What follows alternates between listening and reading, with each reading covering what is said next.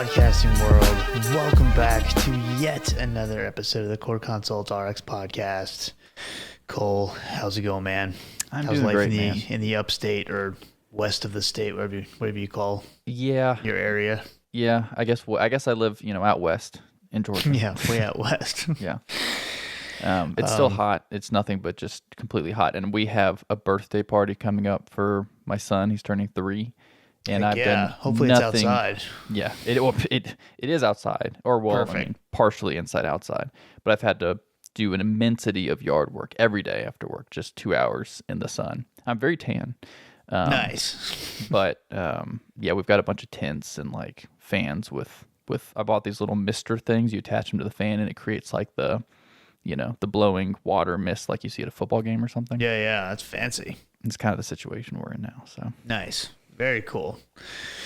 Yeah, it has been miserably hot. Like I've had to, like when I'm walking from if I go to the cafeteria or something on campus, I literally will walk through every corridor of the hospital to get through so I can stay inside. I don't have to go outside and start sweating, looking like a crackhead in my scrubs. What's interesting is I feel like it's always hot. Like last year at his birthday, it was similarly extremely hot. But apparently this is some like massive heat wave that's affecting everybody that's unusually hot, I suppose, is what I'm hearing at least. Yeah, it's word on the street. Yeah. But it's hot regardless. Yeah. So you might think we're talking about sunburns or something like that tonight, but we're actually talking about endometriosis. Yes. So we are going to do an accredited episode on this tonight. I don't think we've done an accredited episode on this in the past. I know we've definitely talked about endometriosis, but this is going to be an accredited episode thanks to our friends at freece.com. And so for anyone who already has that unlimited membership, the podcast episodes are included in that. And so just at some point during this episode, we will give you a password that will unlock the post-activity assessment. So once you get done listening, you get the password, go to freece.com's website, and then select on this episode under their Learn column, and take your assessment, get your 1 hour of continuing education credit for nurses and pharmacists. And if you're not a member of Free definitely check them out. They have an absolutely awesome library of vast array of disease states and things that they cover. So immunizations, they even have some law stuff on there. So very, very useful tool for all your learning needs. So check them out, and thanks to them for continuing to partner with us. Absolutely. So, endometriosis.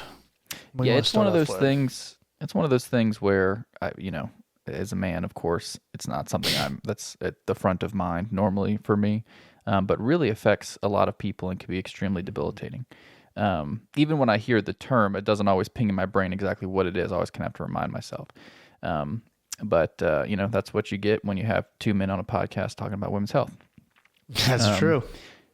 But what it is, very common gynecologic condition that affects women during their reproductive years. Specifically what it is growth of endometrial tissue outside the uterus where it's not supposed to be growing. Usually it's diagnosed in women in their 30s to 40s, but can definitely occur in adolescence as well. It causes a variety of symptoms, most notably chronic pelvic pain, dysmenorrhea. It can lead to infertility. Patients can have no symptoms at all. And it is a major cause of hysterectomy as well as hospitalization.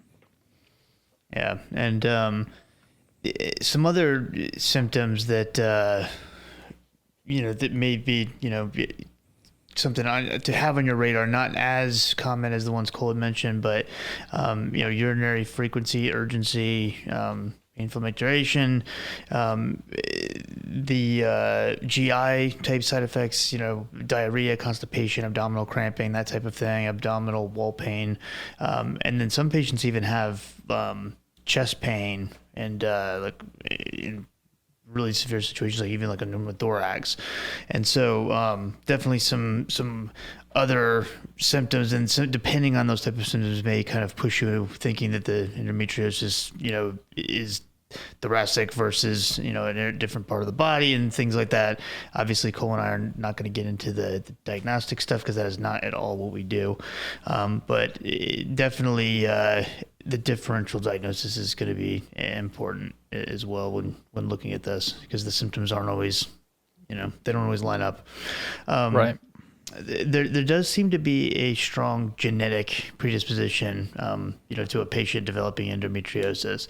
So there's one resource, for example, says that women with a first-degree relative with endometriosis have a 7 to 10-fold increased risk for developing endometriosis themselves. So, a huge risk increase when you have it directly in the family line like that.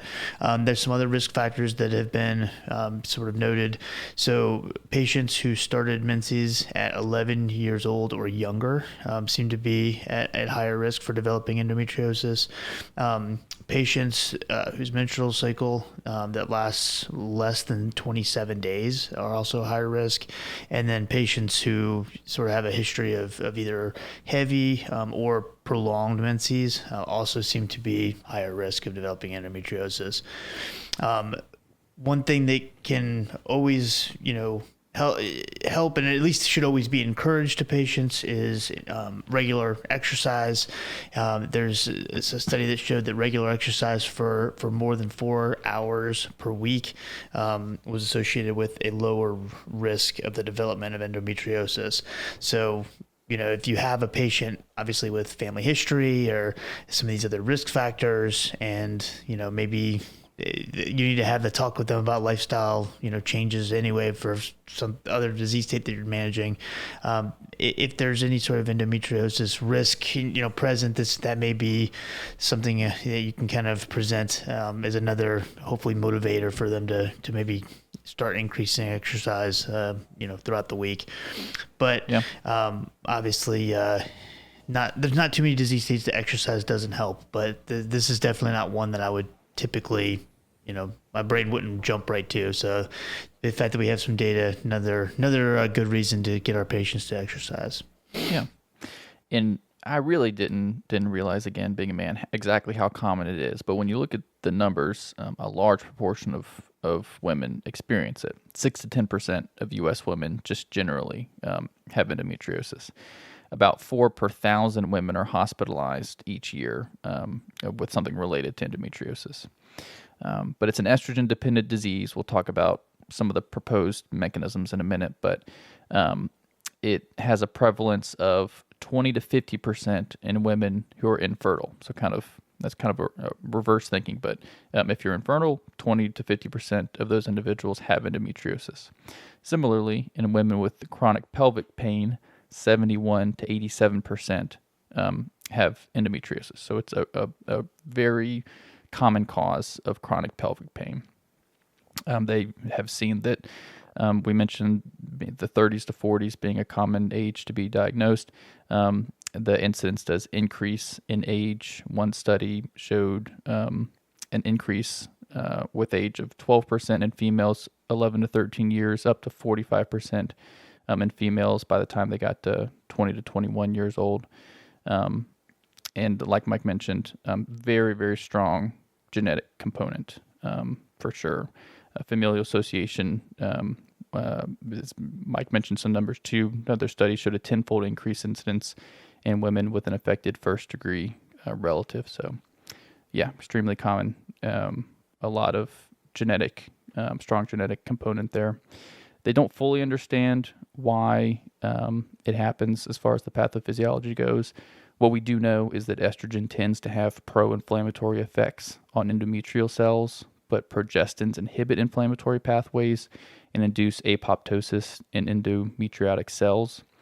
Endometriotic tissue can have increased expression of the aromatase enzyme and decreased expression of something called 17-beta hydroxysteroid dehydrogenase type 2. It's a mouthful. What this does, it can increase the concentration of estradiol. Estrogen can stimulate the release of inflammatory cytokines like COX-2, cyclooxygenase 2. Also, endometriotic lesions have decreased progesterone receptor expression in an absence of progesterone receptor B. This can cause an incomplete transition of the endometrium from the luteal phase to the secretory phase of the menstrual cycle. All of this could be playing a part, though they don't know the exact mechanism behind it. But I think it's at least pretty obvious that the targets that our therapies are going to be going after tend to be centered around estrogen and gonadotropin releasing hormone and some of that same pathway. Yes. So when we get into that, you'll see some of these meds that maybe you've seen from other, disease states and things dealing with women's health, but definitely you'll see our contraception options, progesterone options, things like that again that we've talked about in the past. Cole mentioned infertility sort of being, a big, the additional complexity that goes along with endometriosis for a lot of women. And the idea is that infertility is occurring because of the inflammation and anatomic abnormalities such as ovarian cysts, things like that, can eventually lead to blockage of the fallopian tubes and basically hinder the oocyte, in essentially embryo development. And so the inflammatory cytokines, they also think can lead to damage of sperm DNA and cell membranes. They also have sort of identified hormonal dysregulation, and how that can lead to irregularities in the menstrual cycle. And obviously that can also alter the oocyte and embryo quality overall. But there's obviously multiple ways that this is occurring, but infertility is a huge issue that can be devastating on someone's quality of life if they're trying to start a family and also dealing with so much discomfort in their day-to-day life. Right. And whether or not they plan to have children or plan to start or continue a family plays a big part in the decision making with treatment because as you'll see, hysterectomy is an option. So that's infertility. Chronic pelvic pain, like I mentioned, a large proportion of women with chronic pelvic pain have endometriosis. It can vary in severity. It may be cyclic or acyclic or completely, some patients may be asymptomatic.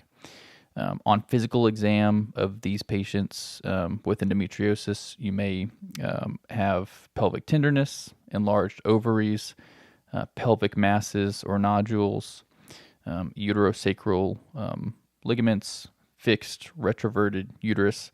These are all things that you could see on a physical exam. So as far as the overall diagnosis, obviously there's the clinical assessment. This imaging can play a role as well. Laparoscopic surgery is a very good diagnostic as well as therapeutic tool for endometriosis. And so it's generally recommended that when a surgeon's in there doing the diagnostic portion, that if there are any visual lesions, that they try to remove those as best they can. Another thing besides the laparoscopic surgery, the hysterectomy, oophorectomy is an option for individuals, obviously, who don't desire future pregnancy.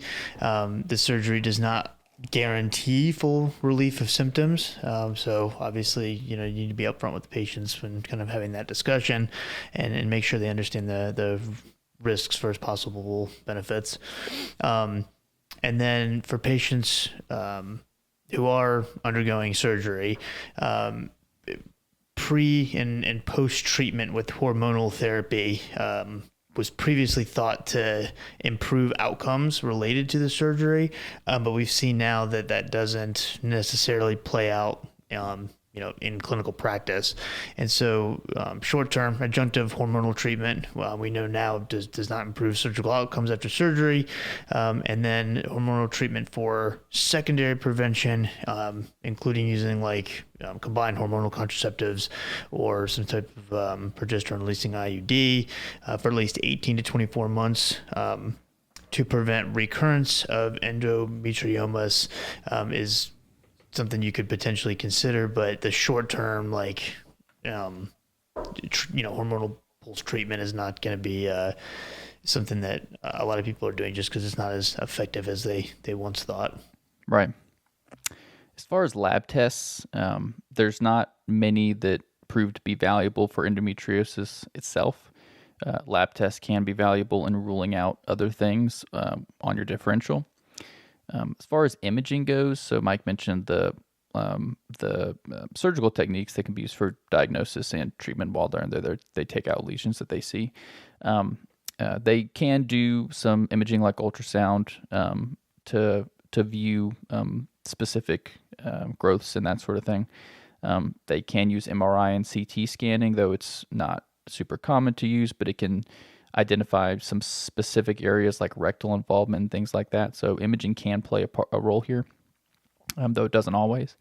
There's also this interesting thing called conscious pain mapping. So I didn't look too far into it, but the idea that I get is while the patient is awake, they can locate specific areas that cause pain, which sounds uncomfortable, and then place them under anesthesia and ablate the deposits that are going there and take them out with having a better idea of exactly where they're located. Yeah, it sounds like a brutal process.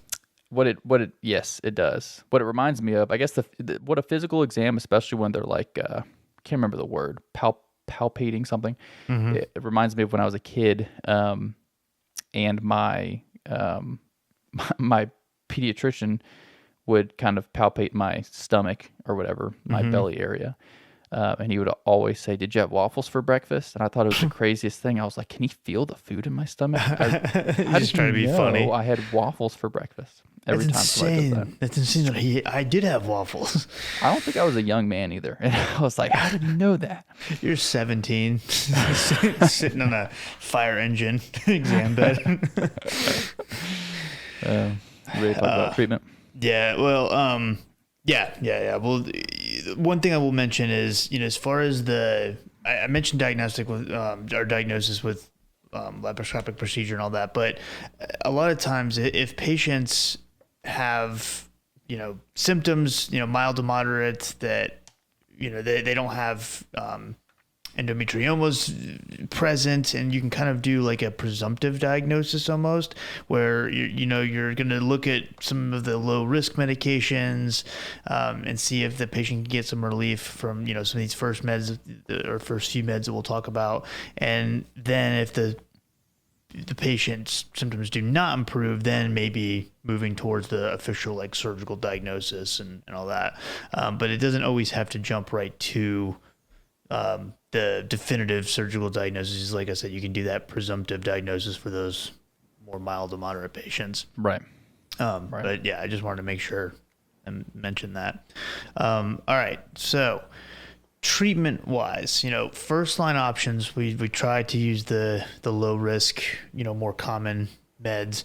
So we have our NSAIDs, we have our oral combined hormonal contraceptive options. We have our plain, progesterone, specifically norethindrone, is a commonly used option. And then there's also medroxyprogesterone acetate. And then there's the depot injectable version, the medroxyprogesterone Depo-Provera, as well, that you'll see being used.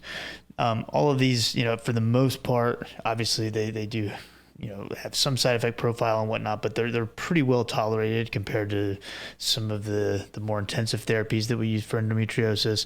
And we do know, obviously, because of patients using them for contraception, things like that they are safe, from a long-term standpoint.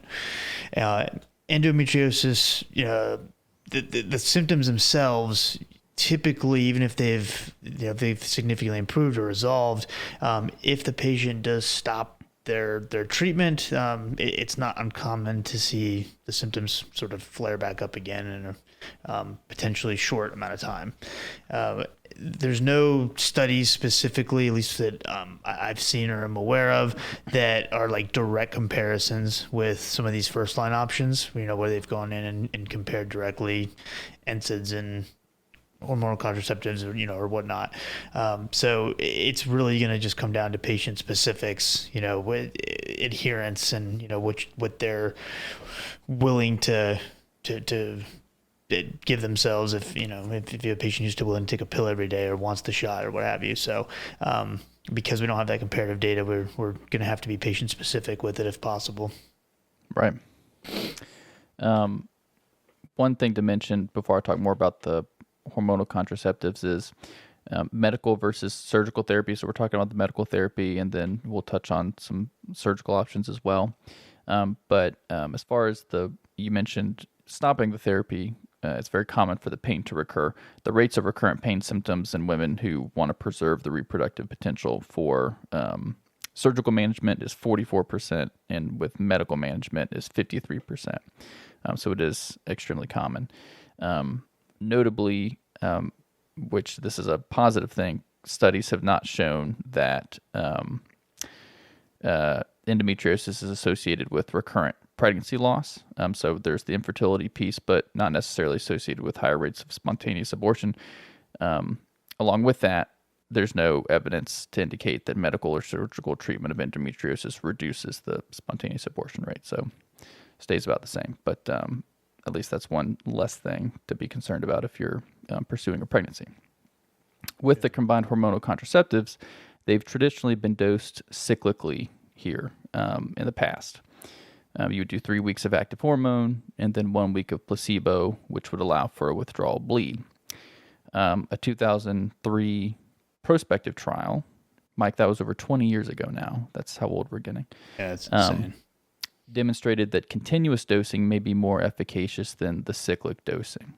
So individuals with recurrent postoperative dysmenorrhea were switched from the cyclic dosing to continuous dosing, and they reported a significant reduction in pain with that, effectively causing amenorrhea or not having a withdrawal bleed. Other studies since then have showed similar results, and now the guidelines specifically recommend continuous dosing as an option for patients. Because of the proposed estrogen dependency of endometriotic lesions, consider initiating patients on hormonal contraceptive options with the lowest effective estrogen dose to limit the potential for recurrent pain associated with estrogen that you're dosing them with. So just to kind of recap some of those things we touched on, typically speaking, we can get away with empiric treatment if pain is especially the main thing that we're trying to improve on. So the hormonal contraceptives, the combined hormonal contraceptives, the progesterones, can all be used, NSAIDs. Again, preoperative hormonal treatment should not be initiated prior to surgery. If the primary goal is to improve surgery outcomes, then we're not doing that. And same with post-surgery, postoperative hormonal treatment. Same thing. If it's just to improve surgery outcomes overall, then not an ideal thing. If we're trying to prevent secondary prevention of dysmenorrhea, then potentially using the combined hormonal contraceptives or IUDs, the progesterone IUDs, may be an option in that case postoperatively. And then laparoscopic, operative laparoscopy is a preferred treatment option for women with infertility that is occurring secondary to endometriosis, and especially if they're trying to become pregnant. Obviously the oral combined hormonal contraceptives and things like that are not going to be the treatment of choice, and they're going to need that laparoscopic procedure. Right. I should mention, to piggyback on the combined hormonal contraceptives, that patients with endometriosis are at an increased risk for epithelial ovarian cancer, just as a group. But they have found, or it's believed, that the continuous non-cyclical administration of the hormonal contraceptives can provide some protective benefit against the epithelial ovarian cancer. So another positive there. Yeah. Okay. With go ahead. I guess since we're talking, we mentioned NSAIDs. This is something that just kind of popped into my head, but there's there's actually two old NSAIDs that were used in primary dysmenorrhea. I don't think I've seen them in a while, but I was just gonna mention these just to see if any of y'all have ever seen these around. But methylenic acid, I think is how you pronounce it. Methylenic acid, and then meclofenamate. Cole, have you seen either one of those at all? The first one sounds familiar, But yeah, but I'm not sure. Those were specifically, approved for dysmenorrhea, specifically, and so I just wanted to throw those out there because I feel like I saw those a long time ago, but I haven't seen them anymore. So it may be something that if you are having a problem with a bunch of different NSAID allergies or something, that's kind of another subclass of NSAIDs. It's a standalone, the phenamates they call them, and so that may be something that may be a good thing to have in your back of your toolbox. Yeah, for sure. Sorry, just want to throw that in there. Yeah, I hadn't seen those drugs in a long time. I was like, I got to talk about this. So there are some alternative options, meaning just not like the first line options for endometriotic pain. Mike referenced them or one of them earlier. So the next class we'll talk about are gonadotropin releasing hormone agonists. There's a few. What you're probably most familiar with is Leuprolide. It comes in various brand names. Generally an IM injection, either 1 month or 3 month doses. There's also goserelin, which is a subcutaneous injection every 28 days. There's buserelin and neferilin. Don't know if I'm saying those right, but those are intranasal formulations. Buserelin you take 3 times a day. Neferilin you take twice per day. As far as how they work, they're derived from native gonadotropin-releasing hormone. There's some amino acid substitutions that are done, and the purpose of that is to make the compound resistant to degradation by endopeptides, and so it has a longer half-life. It also has prolonged receptor occupancy. When patients start this, during the first 10 days of treatment, binding to the gonadotropin-releasing hormone receptor can stimulate the pituitary to produce luteinizing hormone as well as follicle-stimulating hormone. So that's in the first 10 days. With long-term use, it will lead to a decrease in pituitary secretion of luteinizing hormone and follicle-stimulating hormone. That's because there's a downregulation of the gonadotropin-releasing hormone receptor and pituitary desensitization.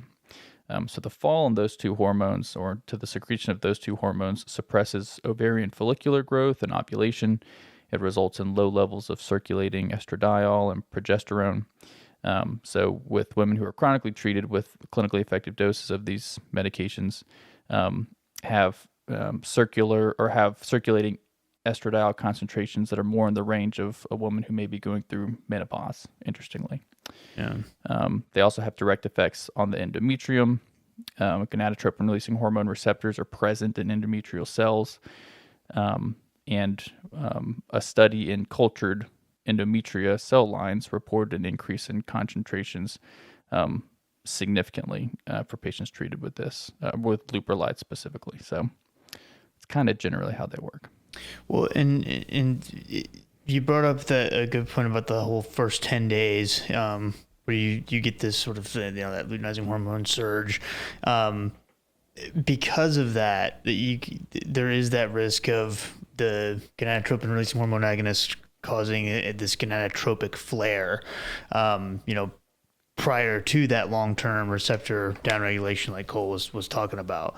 And so obviously with that flare happening, that can also lead to, an increase in pain during this period of time. And so obviously we don't want patients' symptoms to worsen and have them have to go through this, even more problematic time period. We can minimize this by initiating therapy during the mid-luteal phase, or overlapping therapy with combined hormonal contraceptives or progesterone as well for 3 weeks. And the gonadotropin-releasing hormone agonists are only FDA approved for a 12-month course. And so, if a patient does respond well to therapy, oftentimes off-label, they're kind of extended to being used longer than that for, continued time. But like I mentioned before, if you do stop the medication, the pain will likely, reoccur. So it's something that you have to just sort of weigh the risk benefit, and also being upfront with patients about the risks that we maybe don't know because we don't have the long-term, data to support or not support the use of it. So just making sure the patient's involved with the decision making. Yeah. And there are a number of side effects associated with gonadotropin-releasing hormone agonists. A lot of the studies are around leuprolide just because that one's a bit more commonly used for various other things. But there are, it can cause hypoestrogenic effects, and I'll talk about that in a second, but also bone loss, mood changes, and there's a bit of a concern for cardiovascular effects. The main side effects are going to be related to low estrogen. 3/4 of women treated with leuprolide become hypoestrogenic within the first 4 weeks. 98% are hypoestrogenic within the first 8 weeks. So we'll talk about add-back therapy for hormones in a minute. But the signs and symptoms of this would be amenorrhea, vasomotor symptoms, sleep disturbances because of hot flashes, uretogenital atrophy, and accelerated bone loss. Over 80% of women treated with leuprolide report vasomotor symptoms, 30% report vaginal symptoms like vaginitis, another 30% report headaches. So very common and can be limiting depending on how the patient tolerates it. The bone loss is a concern, and it's more of a concern, it's a concern for anyone, but more of a concern for someone who may have endometriosis diagnosed early. It might go on one of these medications when they're young, like in their 20s and 30s, because they're going to be at a much higher risk for osteoporotic fracture when they get older in their 60s and 70s versus somebody who starts these later on. Mood changes is also something to be aware of, and to counsel patients on the potential for new or worsened depression if they have a history of that. There's also a slight concern for cardiovascular effects. It's kind of, it's not specific to women with endometriosis. There was one study or not a study, but in 2010, the FDA issued a warning about men who were receiving gonadotropin-releasing hormone agonists for prostate cancer. The warning was that they had a slight increased risk for diabetes, heart attack, stroke, and sudden death. So there's no specific data in women with endometriosis for this, but also women being treated for endometriosis are typically younger than men who have prostate cancer, and doses of the gonadotropin-releasing hormone agonists used to treat endometriosis are lower than the ones used to treat prostate cancer. But I'd say it's something to be aware of, especially if your patient just happens to be at increased risk, happens to have already had a primary event, and maybe they're being treated for secondary prevention or something like that. If they happen to fall into that category for whatever reason, it's something to be familiar with. Hey guys, I'm sorry to interrupt the episode, but I wanted to tell you briefly about our sponsor, Freed AI. Do you dread doing your notes every day? Do you feel like you can never get ahead of charting? If you are shaking your head yes, keep listening. Freed is an AI scribe that makes charting go away. It does your notes for you. Freed listens, prepares your notes, and writes patient instructions. Charting is done before your patient walks out of the room. Freed learns your style over time, just like a human scribe would. Freed is HIPAA compliant, secure, and takes less than 30 seconds to learn. Artificial intelligence cannot replace you, but it can do the administrative work that no human should be subjected to. Get back to doing what you love, helping your patients, and let Freed AI do the rest. You can try 10 notes for free, and after that, it only costs $99 per month. You can find out more information at their website, www.getfreed.ai. Check them out today. Back to the show. Yeah. So Cole mentioned the bone mineral density loss, being obviously a big concern, and then he mentioned that term add-back therapy, and so one of the the reasons why we consider add-back therapy is to minimize that bone mineral density loss as well as those other side effects that Cole was mentioning. The add-back therapy is going to consist of a progestin or a combination of a progestin and estrogen.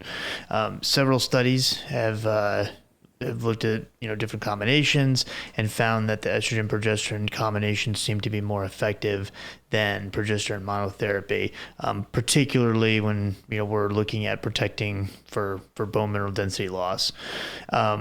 Adding estrogen to a patient who's on a gonadotropin releasing hormone agonist obviously has the potential to sort of negate its anti-estrogenic effects, which ultimately are helping to relieve that endometriosis pain. And so the combined hormonal contraceptives are not typically what we're using when we're considering combination add-back therapy, because they will yield a higher serum level than would be recommended. So we're actually going to be looking at our menopausal therapy options for, for example, one combination that's been looked at would be oral conjugated equine estrogens. So Premarin, 0.625 milligrams, with oral norethindrone 5 milligrams added to that. So it's not the traditional combinations that we see. They're like the prepackaged, all nice, hormonal contraception options. These are not as convenient and put together for patients, but there's several other combos you can use. For example, transdermal estradiol, so that Vivel dot patch twice weekly, and then they can supplement with medroxyprogesterone acetate orally, daily. And then estradiol 2 milligrams is another option that's been looked at, with norethindrone acetate 1 milligram being added on is the combo. And then norethindrone typically being the oral progesterone of choice if you are going to use a progesterone as monotherapy. Typically recommended that you start the add-back therapy whenever you are starting the gonadotropin releasing hormone agonist. You don't necessarily have to wait a certain amount of time or anything. So as soon as you're initiating the gonadotropin releasing hormone agonist, start the add-back therapy as well. Hopefully, you can keep the patient on their regimen longer if they're not dealing with some of these side effects. Yeah. Is this a good time to do the password? Yes. Good job, because I would have definitely forgot. So yes, for the freece.com members, the password will be Endo24, so ENDO, all capital letters, and the number 24, and it'll be a 10-question multiple choice quiz, exam, whatever you want to call it. And you pass that, you get your 1 hour of continuing education credit that you can hang on your refrigerator and show all your friends. Yeah. So make sure you take advantage of that. I know Cole prints out every single one of his. That's really... Dude, you should see my office. It's just lined with covered in them. Yeah. It's very expensive to get them all framed. Yeah. It sounds expensive. For every 1 hour you get it framed. That would be awesome. Yeah, especially when I did the, what was the one? Maybe it was the specialty pharmacy one where I had to do a whole bunch of CE for that. You did that one recently too, didn't you? Yeah, it's coming up from renewal this year, actually. CEs. Are you gonna just retake the test again? Or are you gonna? I don't think that's an option with this one. Ugh. I don't think so. But I also hate tests. I know that you can just take that, but I hate tests. But I hate doing 120 hours of CE, but worse. Yeah, no matter what, it's just not a great situation. Yeah, it's annoying. More than anything, it's just kind of annoying to have these board certifications. Why can't we just do this once and be done with it? Anyways, I guess that's why, because they want people to actually try. Well, that not lazy people. They want your fees. That's true. Also, shameless plug for my Chrome extension called MedSearch. You can Google MedSearch Chrome extension or go to the Google Chrome web store, search MedSearch. Helps you search pretty much any medical website with one click. You can do them all, or with a hotkey. It's very convenient. I use it myself, so it might save you a few minutes. You have to put your email in to sign up, but hopefully it's worth it. So check it out. Yeah, and have you said you've been using it yourself. Do you feel like it's speeding the process up of when you're having to research stuff? It saves me a few minutes a day, and when I'm when time is money, especially when I'm trying to go as quick as I can and I got stuff to do after work. So if I save 5-10 minutes a day, then that's worth it to me. Yeah, I hear you. And like, are you getting feedback from anybody who's tried it and stuff yet? I mean, not really, but people seem to be using it. So yeah, no, that's good. I mean, I have my own ideas about how to improve it, but people want to chime in, they can. Yeah. If any of y'all have, comments, don't be mean, obviously, because we don't like mean comments. But if any of y'all, have feedback, or if you've been enjoying, the app and stuff, and make sure you send Cole an email and let him know so he can keep on making revisions. Yeah, mean comments don't bother me. Very cool project. I was in retail pharmacy. They bother you a little. Come on, retail. I mean, you get completely. Yeah, that's true. Completely like what's the word? Jaded to mean comments. Yeah, that's true. So, yeah. Okay, so those were the gonadotropin releasing hormone agonists.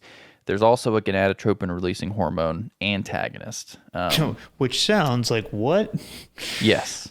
It's the complete opposite of an agonist. So why would that be also the treatment? So why does that work? So it's branded as Orilissa. I used to see this one a lot, actually. Yeah. I don't even know how to pronounce the brand name. Elagolix, maybe? Mm-hmm.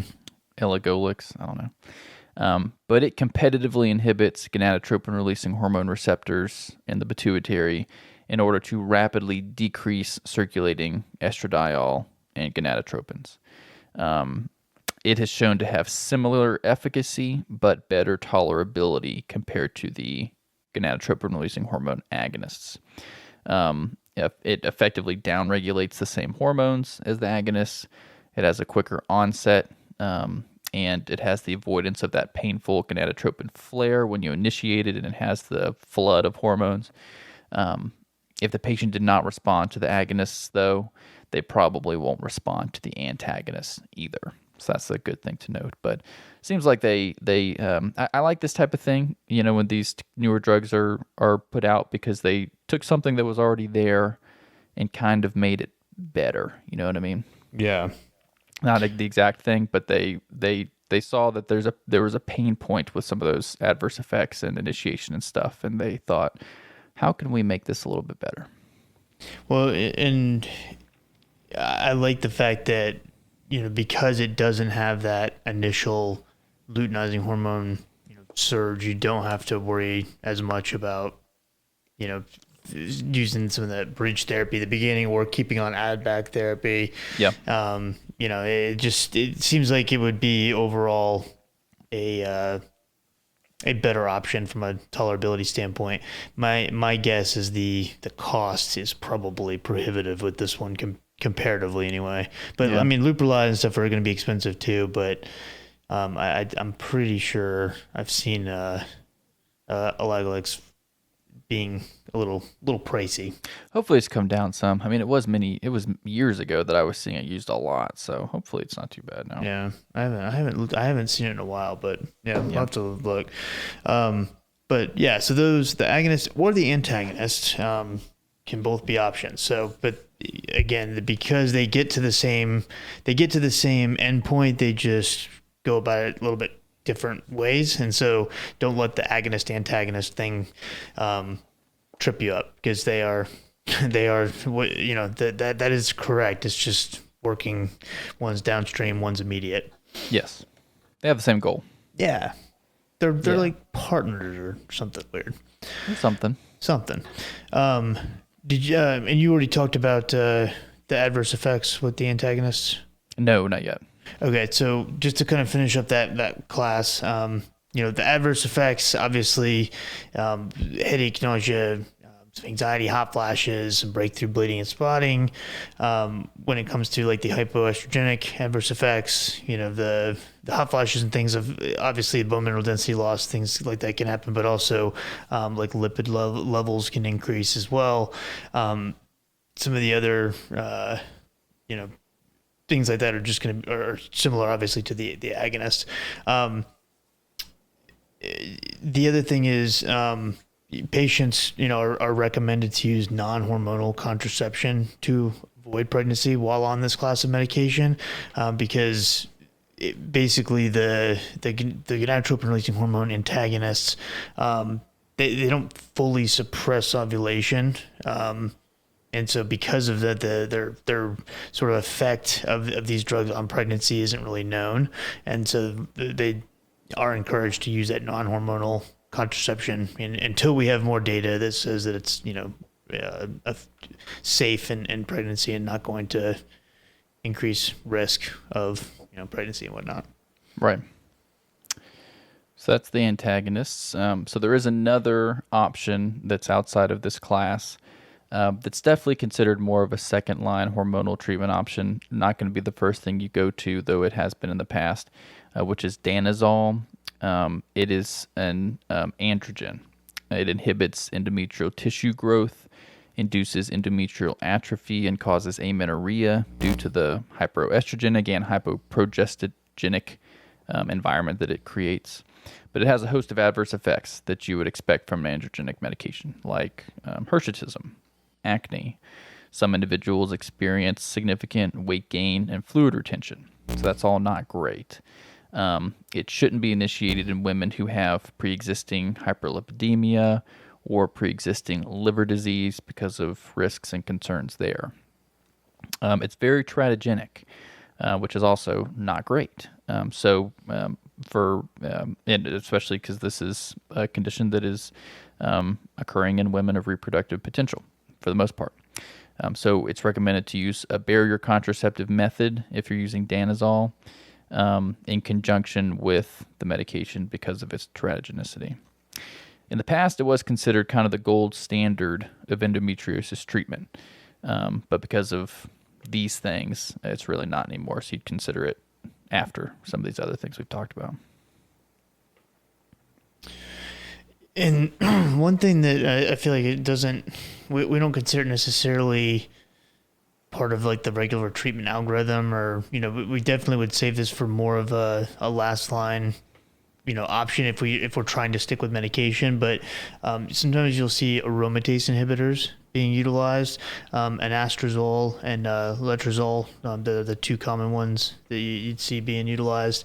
And for example, there was a systematic review that included 8 studies, and they showed that aromatase inhibitor treatment, in patients that either had or did not have progesterone monotherapy, combined oral contraceptives, or gonadotropin-releasing hormone agonists, significantly reduced pain compared to when they were on the gonadotropin-releasing hormone agonist alone. And so they may be like an adjunct therapy as well as, saving as a last line type of thing. But there's a couple of there's a non-randomized trial that included 82 women that saw letrozole and norethindrone acetate being more effective than the norethindrone acetate alone. And again, so there's some other smaller studies and things like that. But the disadvantages of aromatase inhibitors, obviously the bone loss is going to be an issue with those as well, especially with the prolonged use. And then ovarian follicular cyst development is another potential risk for being on an aromatase inhibitor. And if it is prescribed in combination with a gonadotropin-releasing hormone analog or one of the contraceptive or estrogen progesterone combinations, it's not super common, but it can be done in certain situations. And if a patient's not able to tolerate one of the gonadotropin-releasing hormone analogs or the hormonal combos, then this may be another option. Right. Just kind of like as monotherapy. Yeah. And we didn't, we're no experts on surgery. We focus on the medicines, but this is if you haven't noticed. Yeah. This is a condition that surgery is very frequently an option. But there's various levels to the surgical options. So I'll just touch on a couple, or at least how they classify them. And the way they classify them is either conservative surgery, This is usually when reproductive potential there's a desire for it to be retained. There's semi-conservative surgery when reproductive ability is eliminated, but the ovarian function is retained. And then there's radical surgical intervention. And that sounds crazy, but it's not uncommon when the uterus and the ovaries are removed. So with conservative surgery, the aim is to destroy the visible endometriotic implants and lyse peritubal and periovarian adhesions that are the source of pain and can interfere with the ovum transport. So Mike mentioned the laparoscopic procedures before, so that would kind of fall into this category. You can have multiple of them. You can have recurrent surgery, and the rates for that can be high, or a reoperation. The rates for that are as high as 50%. Semi-conservative surgery, mainly this would be in women who have completed their childbearing, so there's not a desire to retain fertility, but they're too young to undergo surgical menopause, but they're still debilitated by symptoms.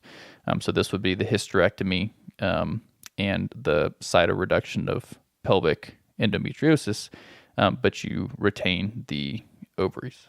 The radical surgery involves total hysterectomy with bilateral oophorectomy and cytoreduction of visible endometriosis.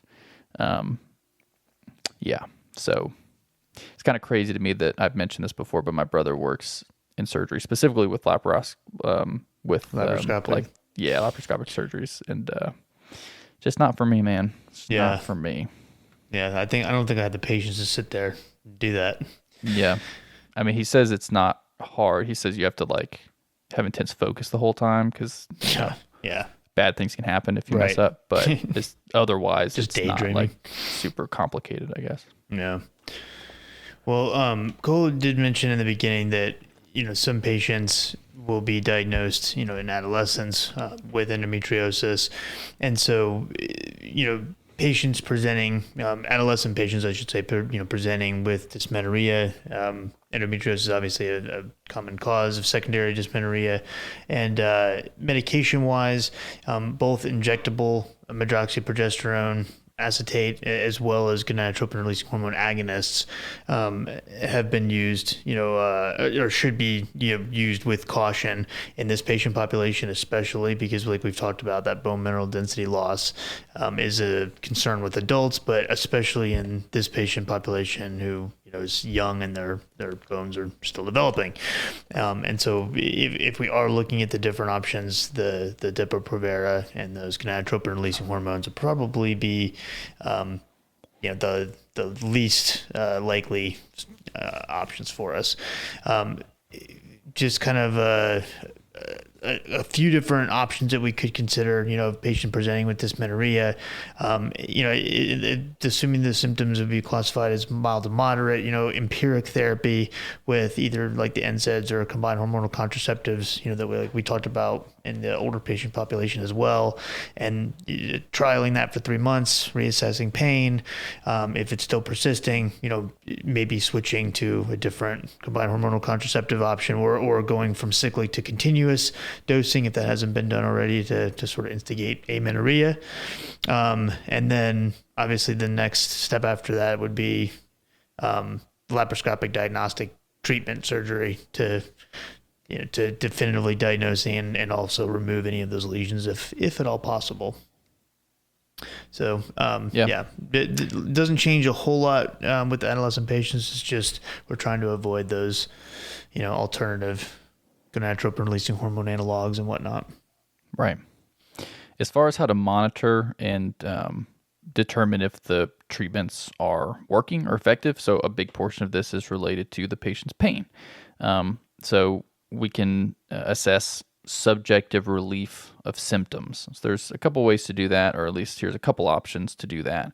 One is the endometriosis treatment satisfaction questionnaire. Sounds like something that would be given by your favorite restaurant. Yeah, I know. Versus like welcome something to handed Chili's. Here's your endometriosis treatment satisfaction. Let's go from 1 to 5. But it measures a patient's reported pain before and during their menstrual cycle. Also, if applicable, pain during and or after sex. endometriosis pain in general, bleeding and spotting, tolerability, and just their overall satisfaction using a 7-point Likert scale, which you're probably familiar with. There's also another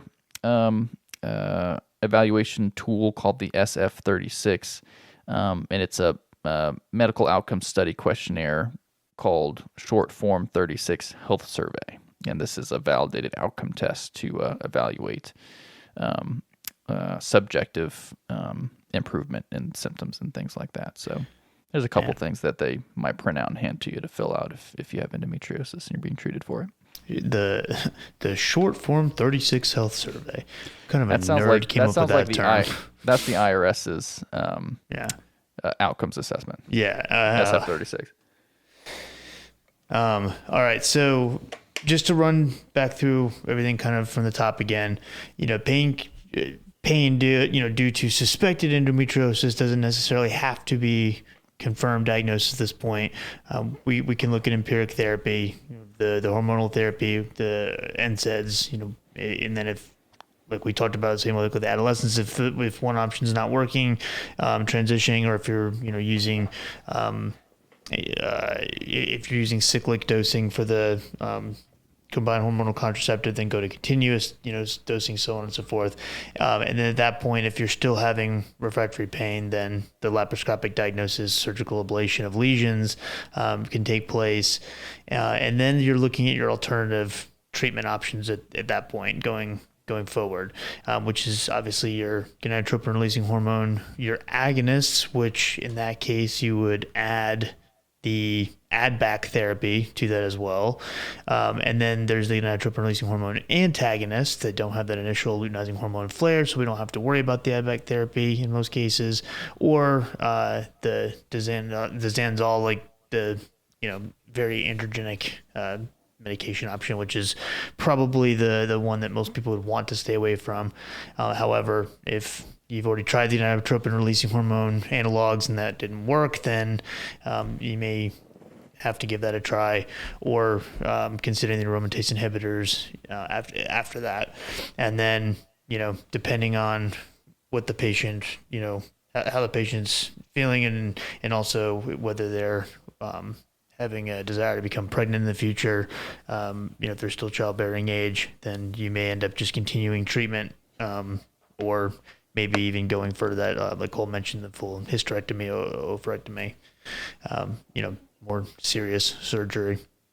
But not a lot of steps as far as the medications go, but just also something that a lot of us don't deal with, very often. So hopefully that was a decent refresher for you. Yeah. Hopefully it was decent. Yeah.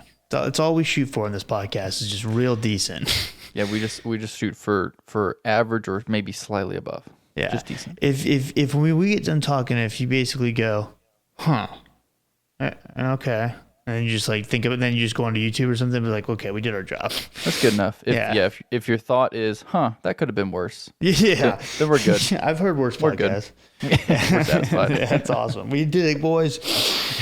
That's all we need in the review on Apple Podcasts. Yeah. It could have been worse. Yeah, please don't put that. Some of you jokers in the comment section. Yeah. But all right, y'all. Well, make sure you go into Free CE's website for those of you who are the members of the unlimited or have unlimited memberships, I should say. Get your 1 hour continuing education credit. Also, you've heard us mention him several times, but longtime friend of the podcast, Pearls.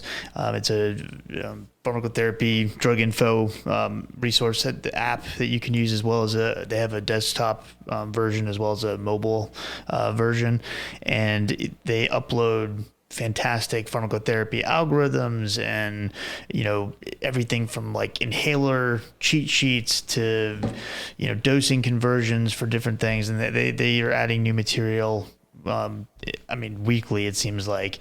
And so if you go to pearls.com, and that's pyrls.com/coreconsultrx, you do have to give your email address, but you can get a free account, which gives you limited access to certain things, but they will give you some pharmacotherapy treatment algorithms that you can download and keep. And if you don't want to stay with them, you can obviously unsubscribe your email at any time. but check it out. It's free to try and get some cool free PDFs to take with you. But they've been a good supporter of the podcast, so make sure you check them out. Also, if you want obviously more like traditional lecture style material, then check out our Patreon. I have all my pharmacotherapy lectures that I do with my PA students and some pharmacy students and whatnot that I put on there. And so that's going to be like PowerPoint slides and just like I said, your more traditional lecture style.